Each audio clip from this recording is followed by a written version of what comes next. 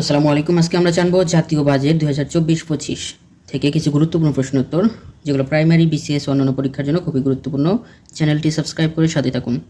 53তম budget একটি অন্তর্বর্তীকালীন budget ব্যতীত বাজেট ঘোষণা বা উপস্থাপন করা হয় 6 জুন 2024 সালে।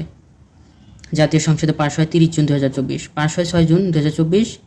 জাতীয় সংসদে পাশ হয় বাজেট ঘোষণা করা হয় 6 জুন 2024, আর এটা পাশ হয় 30 জুন 2024 সালে। বাজেট কার্যকর করা হয় 1 জুলাই 2024 সালে। বাজেটের আকার 7,97,000 কোটি টাকা। বৈদেশিক অনুদান 4,400 কোটি টাকা। বৈদেশিক অনুদান আছে এর ভিতর 4,400 কোটি টাকা। বার্ষিক উন্নয়ন কর্মসূচিতে এডিপি বরাদ্দ 2,65,000 টাকা। বাজেটের 3.33.25% এডিপিতে। জিডিপি প্রবৃদ্ধির হার ধরা হয়েছে 6.75%। মূল্যস্ফীতির হার ধরা হয়েছে 6.5%।